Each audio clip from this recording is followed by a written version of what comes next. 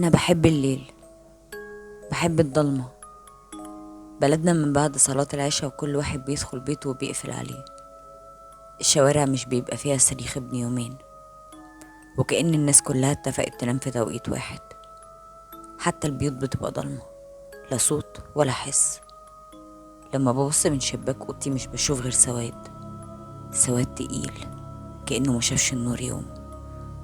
بس الشباك بتاعي كان بيبص على الأرض الفاضية اللي ورا بيتنا، أو صاحبتي اللي بتكتم أسراري زي ما كنت بسميها من وأنا صغيرة.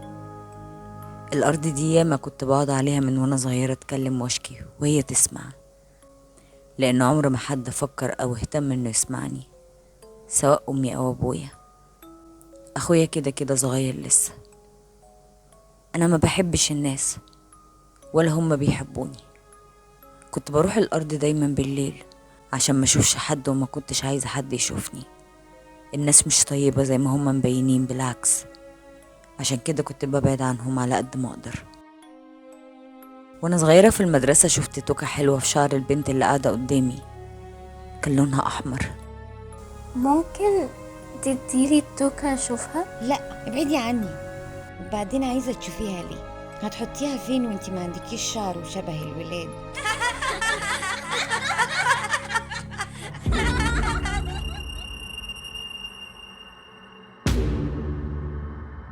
خرجت من المدرسة يومها مش عارفة أنا ماشية رايحة فين، من كتر الغل والغضب والكره اللي كان في قلبي.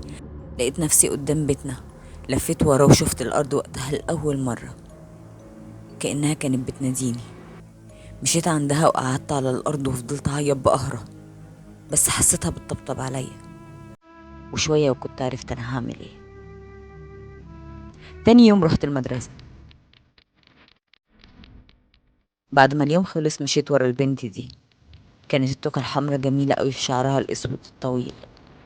كانت معايا في شنطتي طوبة كبيرة، وأول ما الطريق فضي قربت منها من ظهرها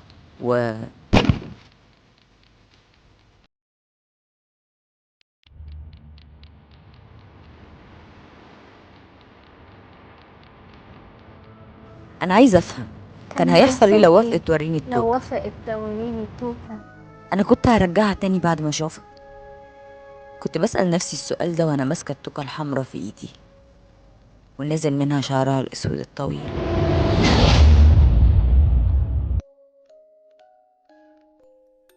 بعد ما اتفرجت على التوكة ما بقيتش عارفة أعمل بيها إيه، بس أحسن حد يحافظ عليها هو اللي عارف القصة كلها.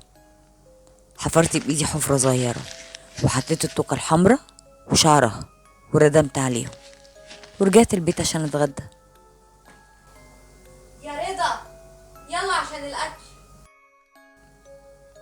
أيوة، أنا اسمي رضا. لما اتولدت الداية اللي ولدت أمي خافت تقول لأبويا إني بنت، وكان ناوي يسمي رضا.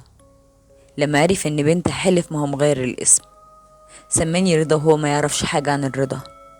وأمي ما كانتش تقدر ما توافقش، كفاية إنها كسفته قدام البلد وقدام عيلته وجابت له بنت. بعدها بسنتين جه أخويا سلامة، اللي ما كانش حد يقدر يكسر له كلمة أو يزعق له. ما هو الواد سلامة كان ليه الدلع كله، وأنا كأني الخدامة اللي في البيت من وأنا صغيرة. يجيلنا ضيوف أبويا يقول لأمي هاتي سلامة يسلم على الناس. طب وأنا اجري على المطبخ اعملي شاي وجهزي العشاء مع أمك. حاضر. حاضر.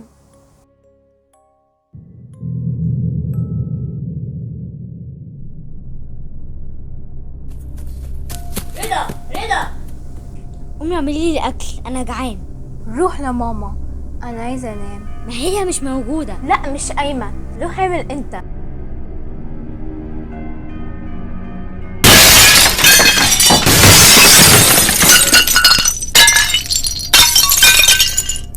قمت نطيت من على الكنبة وجريت على المطبخ. لقيت سلامة واقع على الأرض وعليه كل الأطباق متكسرة. كان بيصرخ ويعيط ودم كتير حواليه. لسه هقرب منه عشان أقومه وأنا جسمي كله بيرتعش من الخضة. حسيت بإيد مسكتني شالتني من ظهري ورمتني على الأرض بره المطبخ خالص. كان أبويا اللي دخل جري وشال سلامة من على الأرض وجري بيه بره البيت. أمي جت بعد شوية وحكت لها أنا ما عملتش حاجة. حاجة، انا كنت نايمة. لكن أبويا لما رجع كان ليه رأي تاني. كان سلامة راسه مربوطة بشاش أبيض ورجله كمان. دخل سلامة على السرير وقال له أمي روحي أكليه. دخل الحمام، طلع وكان في إيده خرطوم الغسالة ولفة حبل غسيل. خدني على الأوضة، شالني وربطني وأنا عمالة أصرخ. أنا ما عملتش انا ما عملتش حاجه، انا كنت نايمه، والله كنت نايمه. انا كنت نايمه، والله كنت نايمه. خرطوم الغسالة اتقطع على جسمي لدرجة إن حتى هدومي اتقطعت. انا كنت نايمه. بعدها راح جاب مقص وقصلي شعري كله انا ما عملتش حاجه. زي الولاد. ممكن تديلي التوكة اشوفها؟ لا ابعدي عني. وبعدين عايزة تشوفيها لي. هتحطيها فين وانت ما عندكيش شعر شبه الولاد؟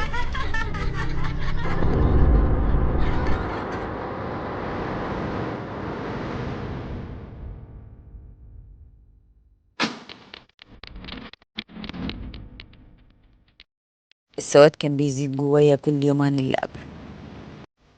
كنت بعد ما البيت كله ينام أروح الأرض وأقعد هناك لوحدي وأحكي لها كل اللي حصل. وقتها كان عندي 12 سنة، مش صغيرة بس مش كبيرة لدرجة إن هما يجوزوني. شفت العريس يوم ما جه عندنا، راجل من سن أبويا ومراته ماتت وعايز يتجوز حد يرعى بيته وعياله. يعني بدل خدامة في بيت أبويا هبقى خدامة في بيته. نقرا الفاتحة بقى. ما كانش ليا حق إن أتكلم. يومها بالليل رحت الأرض وأنا حاسة إني عايزة أنفجر في وش الدنيا كلها. عيطت بحرقة لدرجة إني كنت حاسة إن دموعي بتحرق وشي وهي نازلة. كنت حاطة إيدي الاتنين على الأرض وماسكة التراب في إيديا. فجأة حسيت كل حاجة سكتت، كل حاجة حرفيا. صوت الهوا، صوت الحشرات بتاعة الأرض اللي متعودين عليه، صوت الشجر. مش سامعة غير صوت نفسي ودقات قلبي. ايدي اللي على الأرض بدأت تنزل لتحت كأن حد بيحفر تحتها وبيشدها. جيت أشدها ما رضيتش وفضلت تنزل لتحت أكتر، وبعدها رجلي، وبعدين اتشدت كلي تحت التراب ما عدا راسي اللي فضلت بره. وبدأت تظهر قدامي من العدم كأنها كانت موجودة وأنا اللي ما كنتش شايفاها. واحدة ست حلوة بس جمالها غريب كأنه مرسوم مش طبيعي. عينيها واسعة قوي، شعرها اسود طويل بيتحرك حواليها كأنه عايش، لأن مفيش نسمة هوا واحدة. أنا مقهورة. الدموع كانت نازلة من عيني لوحدها من غير صوت، معرفش من الخوف ولا عشان زي ما قالت مقهورة. انتي مين؟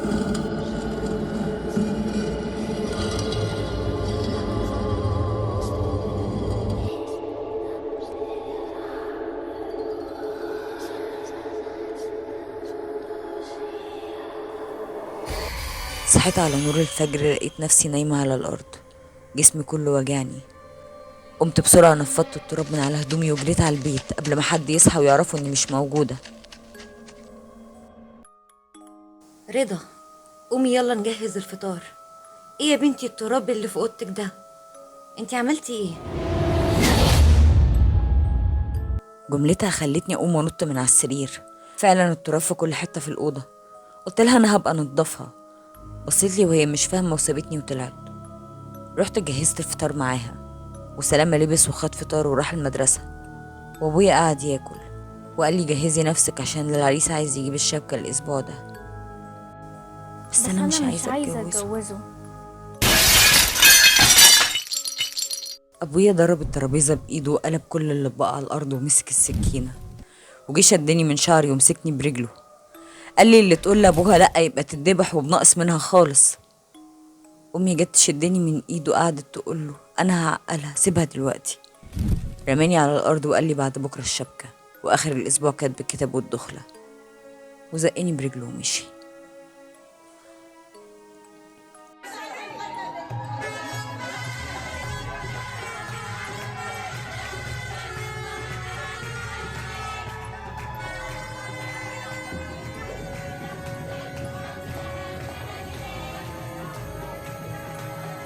أنا العروسة.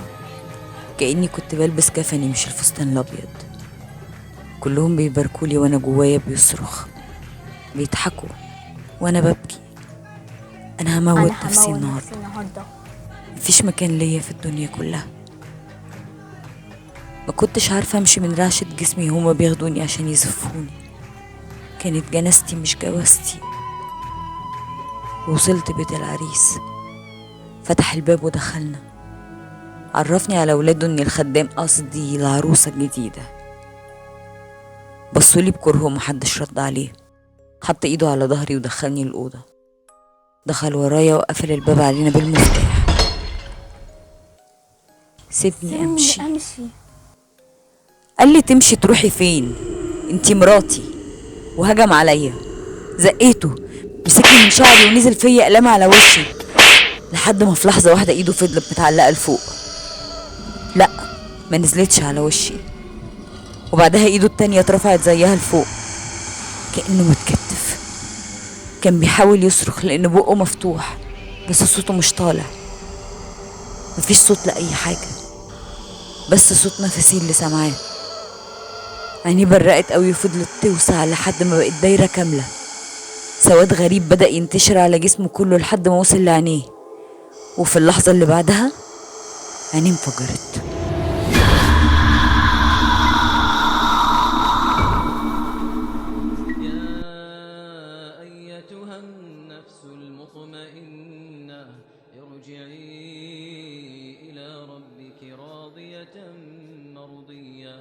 فادخلي في عبادي وادخلي جنتي. بعد ما إجراءات العزا خلصت، أبويا رجع البيت وقال لي قدمك نحس ووشك فقر. ربنا بلاني ببومة مش عارف أخلص منها. حتى الراجل اللي كان هيسطرك مات من بوزك ودخلتك بيته. وكان لسه جاي ناحيتي، بس أمي وقفت له وقالت له وحد الله، يعني البت ذنبها إيه؟ بصلي بنار طالعة منه من غير ذنب مني ومشي.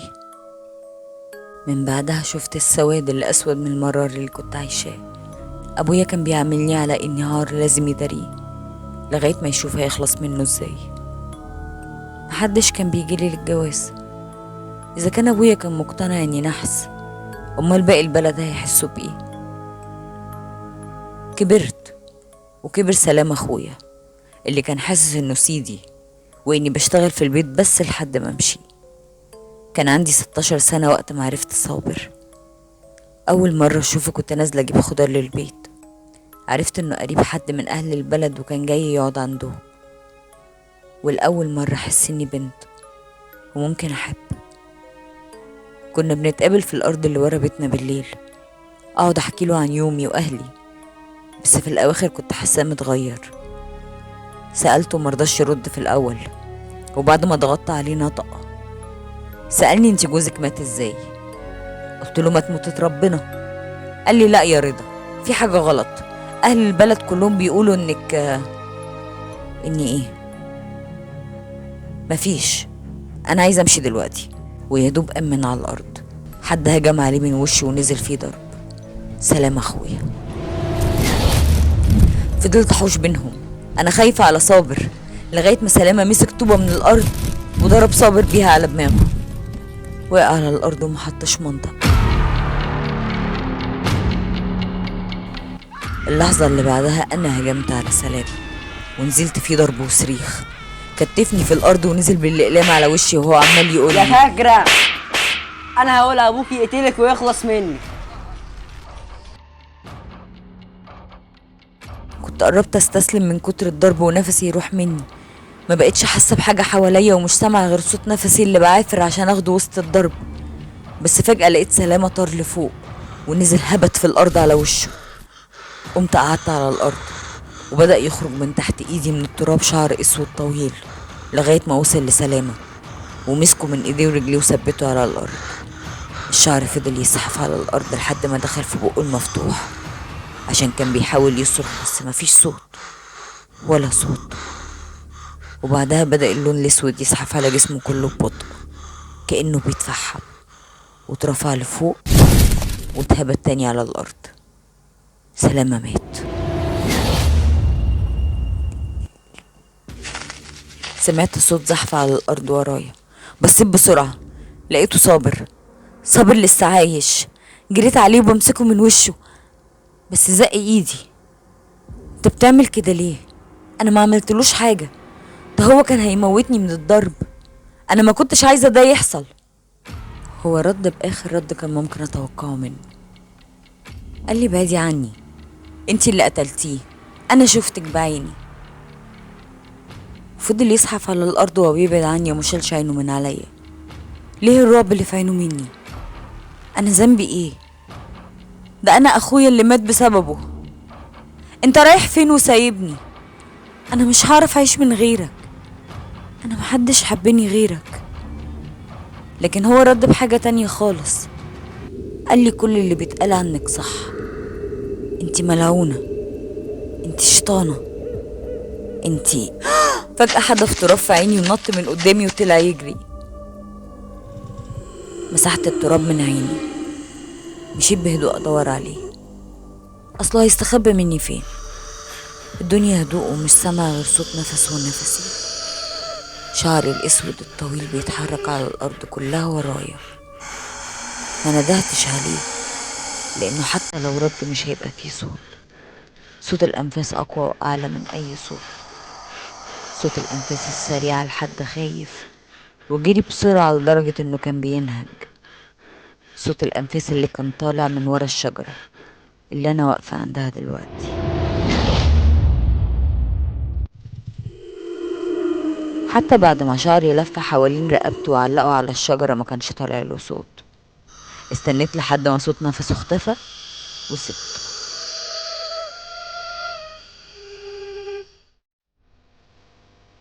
البلد تاني يوم كانت مقلوبة، بيدوروا على سلام اخويا، وبالذات بعد ما لقوا الصبح جثة صابر عايمة على الترع.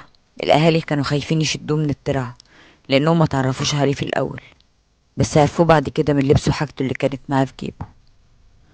اصلهم بيقولوا كان جسمه كله اسود كأنه متفحم. يا حبيبي يا صابر، معقولة يكون سلامة هو اللي عمل فيه كده؟ طب ازاي وراح فين بعدها؟ انا اخر حاجة فاكراها وسلامة بيضربني لحد ما اغمى عليا، ولما صحيت لقيت نفسي في سريري. افتكرت هو اللي جابني هنا. معقولة يكون ولع فيه بعد ما موته؟ مش عارفة لو سلامة رجع وقال لابويا انا هيتعمل فيا ايه. اكيد هيموتني، ومش بعيد يولع فيا زي ما عمل مع صابر. الوقت بيعدي والدنيا قربت تضلم. اول مرة من ساعة ما وعيت على الدنيا اشوف ابويا بالضعف ده. ابويا كان بيبكي بصوته، كانوا بيسندوه عشان يقوم من مكانه. انا كنت بتفرج عليه من بعيد مستغرباه.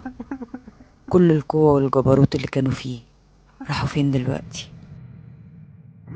دخلوا ابويا اوضته بالعافية لانه بدأ ينهار بجد، ووعدوه ان هما هيكملوا تدوير على اخويا لحد ما يلاقوه، بس هو لازم يرتاح شوية. امي قالت لي خدي الاكل وحاولي تخليه ياكل. قمت جري جبت الاكل ودخلت له. دخلت الاوضه اللي اول مره في حياتي ادخلها وهو جواها. دخلت ومعايا صينيه الاكل، حطيتها على السرير وقعدت جنبه. هو قاعد باصص للعدم، عيني بتنزل دموع لوحدها، عمال ينده على سلامة بصوت واطي من بين دموعه. ابويا الجبروت بيعيط. حطيت رز في المعلقه ولسه بقربها من بقه، مسك ايدي فجأة وثبتها جامد، وبصلي بمنتهى الكره اللي في الدنيا وقال لي يا ريتك كنت انتي. وبعدها قلب الصينيه بالاكل السخن اللي فيها عليا وعلى السرير. صرخت وحسيت رجلي اتحرقت من الاكل. قمت بسرعه وقعدت انفض كل الاكل من عليا. امي دخلت مخضوضه على الصوت. في ايه؟ وهو بصوته اللي مليان كره ليا وحزن على سلامة رد عليها خدي البت دي من قدامي، مش عايزه اشوفها طول ما انا عايش. امي خرجتني بره وقالت لي روحي انتي غيري هدومك، وقعدت تهديه وتطبطب عليه لحد ما نام، ونزلت تلم الاكل من على الارض. لما خرجت من الاوضه كنت بعيط، بس انا كنت عايزه اصرخ.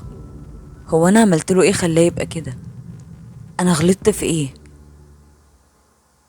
استنيت كام ساعه لحد ما حسيت ان البيت كله نام وخرجت من الاوضه. كنت عاوزه اروح الارض ادور على سلامه، انا بس اللي عارفه انه كان هناك قبل ما يختفي. مشيت بشويش لحد باب البيت، ولسه بفتحه لقيت ايد مسكتني من رقبتي والايد التانية من شعري واترميت على الارض. بدور اشوف مين اللي عمل كده فيا بس ملحقتش. اتمسكت من شعري واتجريت على الارض لحد اوضتي، وبعدها ضرب ضرب ضرب في كل حته في جسمي في رجله، وعلى لسانه جمله واحده: يا ريتك كنت انتي. كنت بصرخ من الالم والوجع والقهر مش من الضرب. بعدها مد ايده فوق الدولاب وجاب حاجه، بس لما قرب مني عرفتها. شالني ورماني على السرير وبالحبل اللي في ايده ربطني. طلع بره الاوضه، لقيته دخل عليا بالمقص. تديلي التوكة اشوفها؟ لا ابعدي عني. بعدين عايزة تشوفيها لي. هتحطيها فين وانتي ما عندكيش شعر شبه الولاد؟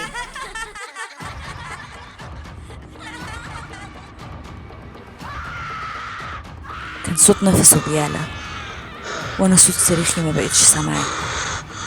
مسك شعري وقرب المقص مني، بس بدل ما يقص شعري لقيته مسك لسانه وقعد يشد فيه لبره وقصه بالمقص واترمى على السرير جنبي. امي دخلت علينا الاوضه في اللحظه دي، واول ما فتحت الباب انفجرت صريخ والدم مالي السرير وابويا مرمي على وشه. امي جريت عليه وحضنته وصرخت صرخه جابت اهل البلد كلهم. الجيران كلهم جم والاسعاف جت خدته. كان لسه عايش معرفش ازاي، وامي راحت معاه وهي رجليها شايلها بالعافيه من خضتها عليه. انتهزت فرصه الزحمه اللي في بيتنا وقاومت جسمي اللي حاساه متكسر من الضرب وخرجت من البيت. رحت الارض. سلامه سلامه.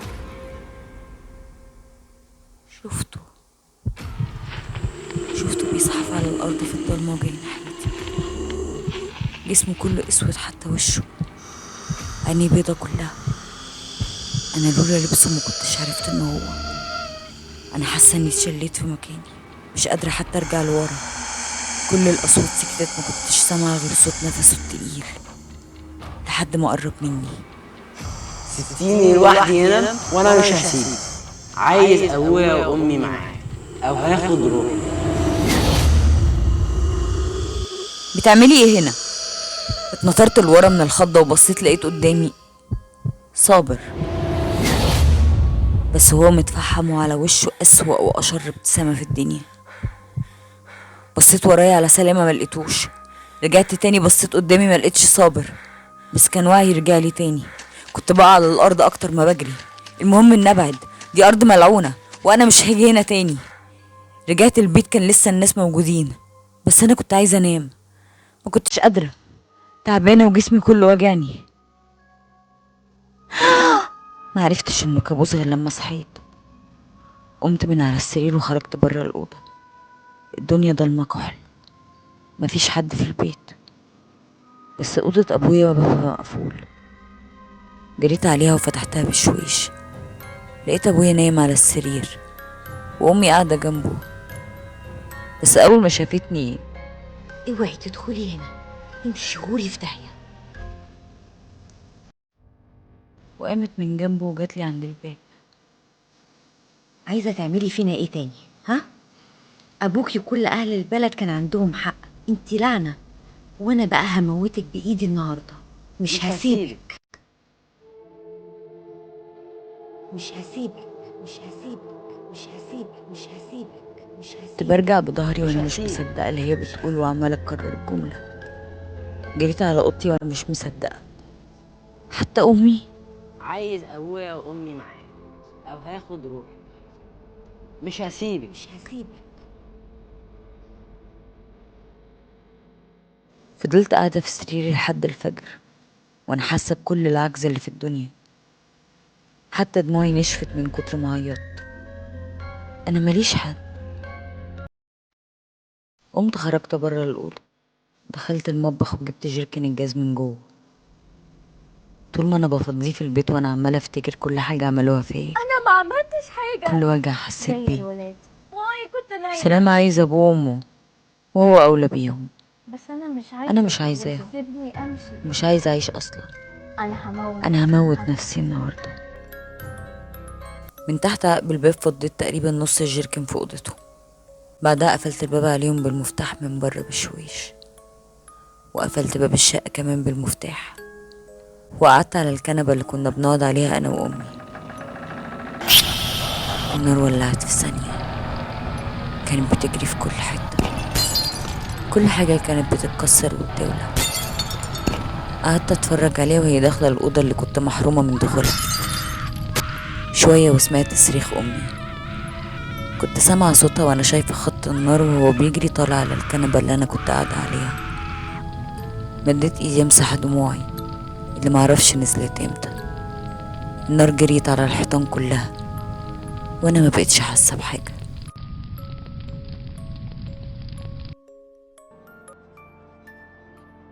عينيا كانت بتفتح بالعافية، لقيت نفسي نايمة على التراب. قمت بسرعة وبصيت حواليا، لقيت نفسي في الأرض الملعونة. قمت بسرعة بصيت على بيتنا، لقيت البيت جزء منه محروق فعلا بس مش كله.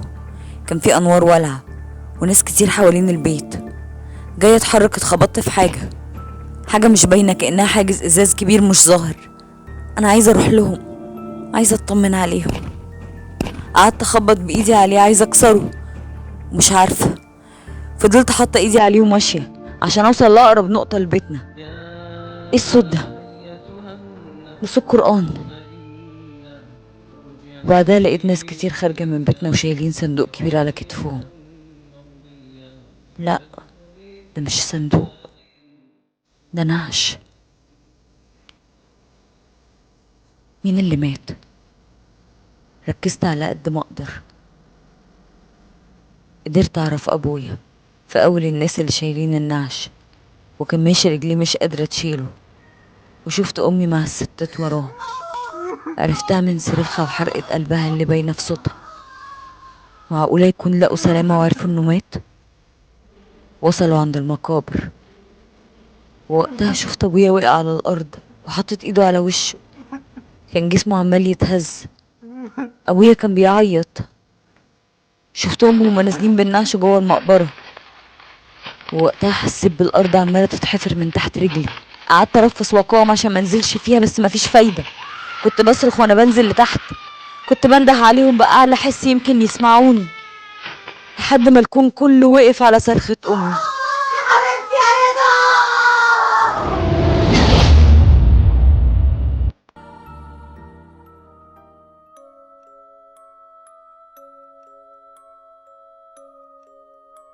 لازم تاكل لقمة عشان الدواء، مش هينفع كده يا حاج. كلنا قلبنا موجوع وربنا العالم باللي جوه الواحد، بس إرادة ربنا فوق كل شيء. وبشر الصابرين. مش دايما كنت بتقولي كده لما كانت رضا تعبانة؟ انت لازم تاخد الدواء عشان ترجع تتكلم تاني.